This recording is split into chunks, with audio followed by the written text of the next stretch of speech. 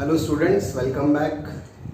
Twelfth का हमारा human health and diseases ये चैप्टर हम लोग डिस्कस कर रहे हैं। इसके वीडियो सीरीज में ये करीबन 6th वीडियो है।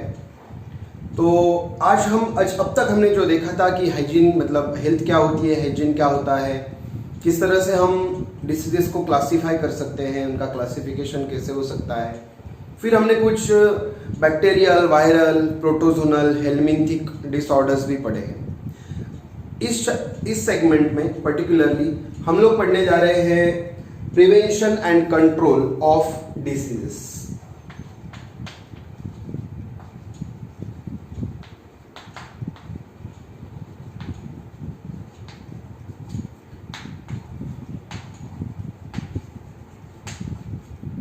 Prevention and control of diseases. Okay, so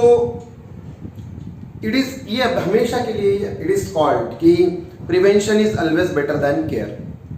so stop the occurrence of the diseases in your body. Diseases नहीं होंगे तो उनको ट्रीट करना ही नहीं पड़ेगा, केयर करना ही नहीं पड़ेगी। तो उनको क्योर करने से पहले उनको प्रिवेंट करो, इट इज ऑलवेज बेटर। ये तो हम कहीं पर भी कह सकते हैं कि कोई भी चीज होने से पहले उसको रोको, तो उसके आने वाले कॉन्सिक्वेंसेस जो है, सिम्टम्स जो है, उसका आपको सामना नहीं करना पड़ेगा। ओके, सो किस तरह से, कौन सी मेथड्स होती है, या फिर यही हम कह सकते हैं कि कौन से मेथड्स है कि जिससे हम इनको प्रिवेंट कर सकते हैं। सो methods of prevention and control of diseases. तो सबसे पहले तो है यहां पर पर्सनल हाइजीन।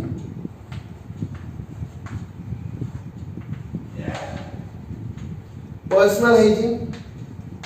सेकेंड चीज है, जैसे पर्सनल का होता है ऐसा कम्युनिटी का होना चाहिए, इसलिए हम उसे कहेंगे public hygiene. Public hygiene. Third one है इसमें vector eradication. And last one है एयरबॉर्न प्रिवेंशन।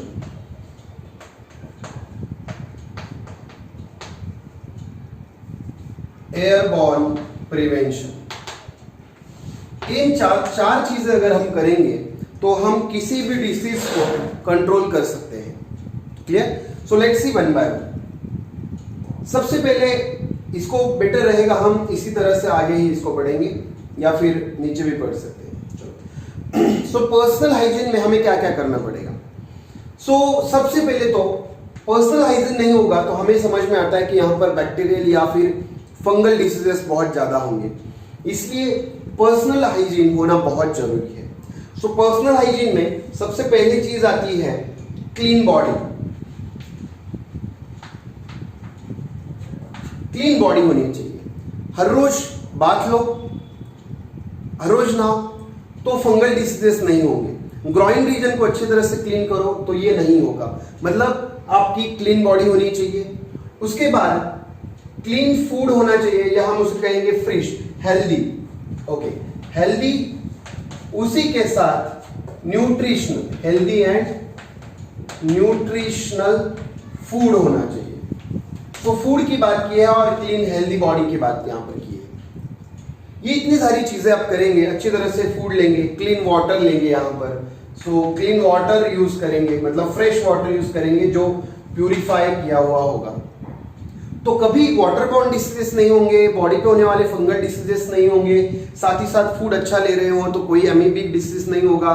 ये सभी चीजें हम पर्सनल हेल्थ में बिल्कुल कर सकते हैं। नेक्स्ट चीज आती है पब्लिक हेल्थ की। पब्लिक हेल्थ की बात करेंगे तो कम्युनिटी में जो भी कम्युनिकेबल डिसीजेस हो रहे हैं वो किसके कारण हो रहे हैं, वो सभी फैक्टर्स को हमें ढूंढना है और इनको रोकना है। सो यहां पर क्या होना चाहिए, तो ये कहां से होते हैं मेनली, कुछ some people are in the society who always dump their waste and excreta anywhere on the road outside. That's why there is the more number of production in more number of the flies, mosquitoes, and that's why we have to suffer from all these communicable diseases. For that, what we can do, so proper disposal, we can say proper disposal of what? Proper disposal of waste, whatever waste is there, that waste and excreta, this shouldn't be thrown anywhere outside on the road and everywhere. सो इसका proper dispose होना ही चाहिए। जो कुछ भी घर में रहा हुआ कूड़ा कचरा है या जो कुछ एक्सक्रीट है उसको रोड पे ऐसे ही मत फेंको, आउटसाइड मत फेंको, जिसके कारण वहां पे फ्लाइज डेवलप होगी, फ्लाइज का ब्रीडिंग होगा। तो ये इनब्रीडिंग जो है, ये ब्रीडिंग टेक्निक रोकना हमें चाहिए। इसलिए प्रॉपर डिस्पोजल अगर सोसाइटी में होगा इसका, तो ये कम्युनिकेबल डिसीजेस को हम रोक सकते हैं। फिर इसमें दूसरी एक चीज है और वो है पीरियोडिक क्लीनिंग। सो आजू बाजू में, घर के आजू बाजू में टाइम टू टाइम क्लीनिंग होना चाहिए। अगर क्लीनिंग होगा तो कोई मॉस्किटो ये सब डेवलप नहीं होंगे। फिर वाटर रिजर्वायर जो है, वाटर रिजर्वायर, इनको भी हमें क्लीन करना पड़ेगा, क्योंकि वाटरबॉर्न डिसीजेज जो है, इस तरह से वाटर रिजर्वायर जो है वो बहुत दिन तक वहां पर वाटर स्टेगनेंट रहने के कारण हो सकते हैं। तो वाटरबॉर्न डिसीजेस को हम इस तरह से कंट्रोल कर सकते हैं। जहां पर भी आप पानी रखते हो, स्विमिंग पूल होगा, फिर सिसपूल्स होगा, टैंक्स होंगे, तो इनको हमेशा हमेशा क्लीन करते रहो। दूसरी एक चीज और पब्लिक हाइजीन में आती है और वो है public catering hygiene. Okay, so third one is the public catering hygiene. जब भी आप फूड पॉइजनिंग ना हो, इसलिए पब्लिक केटरिंग जब भी करेंगे तो उसमें प्रॉपर हाइजीन मेंटेन करते आना चाहिए। ये जो वाटर रिजर्वायर है, इसमें पूल्स है, सेसपूल्स है, टैंक्स है, स्विमिंग पूल्स है, ये सभी का टाइम टू टाइम क्लीनिंग होना चाहिए। क्लियर? फिर थर्ड वन चीज हमने देखी थी कि किस तरह से हम वेक्टर को डिस्ट्रॉय कर सकते हैं। तो थर्ड वन जो है वेक्टर इरेडिकेशन। वेक्टर में क्या क्या होता है? वेक्टर में एक तो फ्लाइज होती है, मॉस्किटोज होते हैं, तो ये ना हो इसके लिए हम क्या कर सकते हैं? जैसे कि डिसीजेस कौन से होते हैं? यहाँ मलेरिया है, मलेरिया वेक्टर के कारण होता है, डेंगू है, ओके, फिलारियासिस है, ये सभी वेक्टर के कारण हो रहा है। फिलारियासिस है, तो ये सभी वेक्टर बॉर्न डिसीजेस है। इनमें वेक्टर नहीं होगा तो ये डेवलप नहीं होते हैं। इसलिए इनमें क्लीनिंग एनवायरनमेंट चाहिए। सो क्लीनिंग लगेगा और जो ब्रीडिंग हो रहा है वहां पर, सो उस ब्रीडिंग को हमें चेक करना पड़ेगा, मतलब रोकना पड़ेगा। और ये कैसे किया जा सकता है?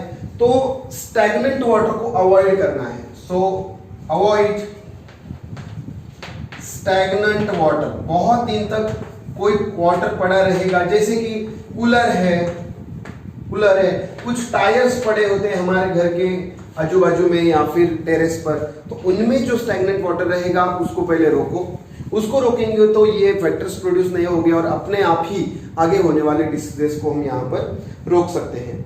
फिर इसमें है कि मॉस्किटो नेट्स यूज करो। ये बहुत सारी चीजें हैं जो हम यहाँ पर देख सकते हैं। मॉस्किटो नेट यूज करो, मॉस्किटो नेट है, मॉस्किटो रिपेलेंट्स है, मॉस्किटो रिपेलेंट्स यूज करो तो भी ये मॉस्किटो हमें नहीं काटेंगे। दूसरी एक चीज है कि मॉस्किटो को इसको क्या हम कहेंगे कि वाटर में जो पैरासाइट्स होते हैं उनको खाने वाले, मतलब उन्हें कहेंगे लार्वल। ओके, सो इंट्रोड्यूस लार्विवोरस फिशेस, लार्विवोरस फिशेस कि जो लार्वा को खा जाते हैं, जैसे कि गम्बूशियन है या गैम्बूशियन फिश है। ओके, तो गैम्बूशियन फिश को अगर हम रखेंगे तो भी ये चीजें हो जाएगी। दूसरी एक चीज है कि जिसमें हम कहेंगे इंसेक्टिसाइड्स को स्प्रे करना है, स्प्रेइंग इंसेक्टिसाइड्स को स्प्रे करेंगे तो अपने आप ही इंसेक्ट्स जो है, छोटे छोटे मॉस्किटोज है, फ्लाइज है, सब मर जाएंगे। तो अपने आप ही वेक्टर को हम चेक कर सकते हैं। ठीक है, फिर उसके बाद है prevention of airborne. Fourth one है एयरबॉर्न प्रिवेंशन। तो ये बिल्कुल एयरबॉर्न प्रिवेंशन जो है, जो हम कोरोना में जो चीजें कर रहे हैं वो सभी है, जैसे कि सेफ और सफिशिएंट डिस्टेंस रखना चाहिए, सफिशिएंट डिस्टेंस रखना है, यूज मास्क एंड सैनिटाइजर्स, ये सभी हम यूज करेंगे तो अपने आप ही एयरबॉर्न डिसीज जो है, मास्क यूज करो, क्लोज कांटेक्ट में मत जाओ लोगों के, ये सभी चीजें करेंगे तो मास्क यूज करेंगे, माउथ को, नोज को कवर करेंगे तो अपने आप ये चीजें प्रिवेंट हो जाती है, मतलब रुक सकती है। ओके, एक बार फिर से रिवाइज करते हैं कि किस तरह से प्रिवेंशन हो सकता है। सबसे पहले तो है पर्सनल हाइजीन आपको रखनी है। पर्सनल हाइजीन रखेंगे तो क्लीन वाटर पियो, क्लीन बहुत हेल्दी फूड, न्यूट्रिशनल फूड खाओ तो न्यूट्रिशन मतलब इम्यूनिटी भी मिलेगी, और न्यूट्रिशन अच्छा होगा तो कोई भी एब्डोमिनल ये सभी एमिबी एसिड जैसी चीजें नहीं होगी। फिर पब्लिक हाइजीन की बात करेंगे तो proper disposal of waste and excreta होने चाहिए। फिर पीरियोडिक क्लीनिंग होना चाहिए, वाटर रिजर्वायर्स को हमेशा क्लीन रखो। पब्लिक कैटरिंग जब भी करोगे तब बहुत हाइजीनिक चीजें वहां पर होनी चाहिए। वेक्टर इरिडिकेशन करना है, मतलब खास करके वेक्टर क्या क्या होते हैं यहाँ पर, तो वेक्टर में एक तो मॉस्किटो होती है, मॉस्किटो है, और दूसरा फ्लाई है, ओके, सो हाउस फ्लाई। ये ना हो इसलिए मलेरिया, डेंगू, फिलेरिया जिन वेक्टर्स के कारण हो रहा है, तो इनके लिए स्टैग्नेंट वाटर में ये इनका ब्रीडिंग होता है, इसलिए ये निकाल दो तो अपने आप ही इनका स्प्रेड हम रोक सकते हैं। कूलर्स, टायर्स जो होते हैं, मॉस्किटो जो होते हैं, मॉस्किटो रिपेलेंट्स, नेट्स हमेशा यूज करो। फिर लार्विवोरस फिश इंट्रोड्यूस करो पानी में, तो जिसके कारण वो लार्वा प्रोड्यूस होगा तो खा लेगी, जैसे कि गंबूशन फिश है। स्प्रेइंग इंसेक्टिसाइड्स को स्प्रे करो, ठीक है। तो ड्रेनेज, स्वैम्प्स, ये डोर विंडो जो है इनको वायर मेश का यूज करो, तो यहाँ पर हम वायर मेश का भी यूज कर सकते हैं जो हम विंडो और डोर्स में लगाते हैं। तो इस तरह से हम प्रिवेंशन और कंट्रोल कर सकते हैं, ठीक है। चलिए, सो ये था आज का point, prevention and control of diseases. अब मिलते हैं नेक्स्ट बीट में एक नए बीट के साथ, ठीक है। Thank you.